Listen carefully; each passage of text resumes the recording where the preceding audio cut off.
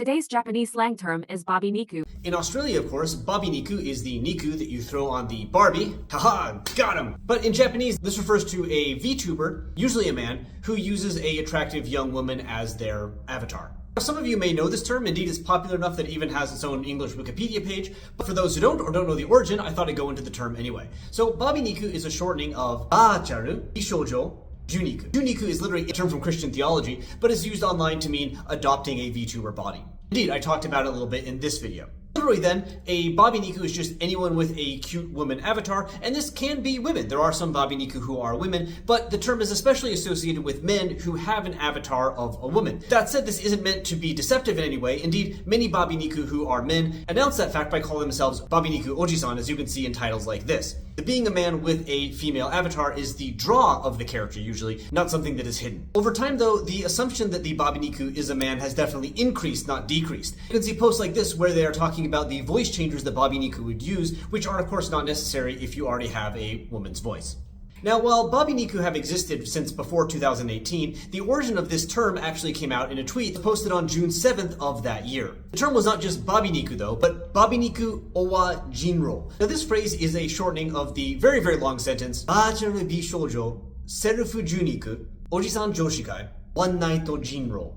So, what this all means. The babiniku part we've already gone over. The o then comes from ojisan, or middle-aged man. The wa comes from one naito. And then jinro here, or person wolf, is a reference to the game One Night Werewolf. So what this babiniku owa jinro post referred to was a bunch of male VTubers with female avatars getting together to play the game One Night Werewolf for one evening.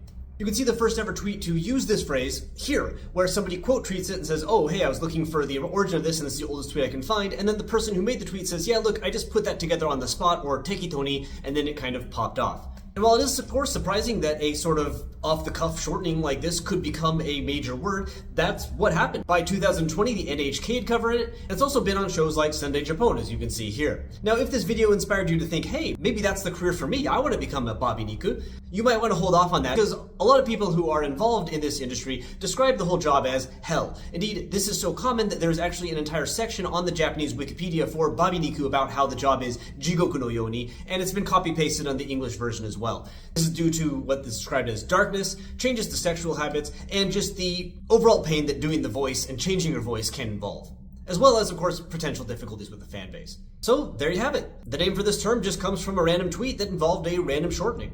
Weird, certainly, but weirder things have happened. And honestly, despite that I personally don't spend any time paying attention to VTubers, I'm not surprised to see things like this take off. Indeed, as virtual avatars and things get more and more advanced, I think things like this are going to happen more and more. Perhaps major brands might even get on the game. Say if a brand like Mattel got involved, they could get a bunch of their VTubers together, have them all come out and hang out in like an outdoor area, fry some hot dogs on the grill, and call it a babiniku.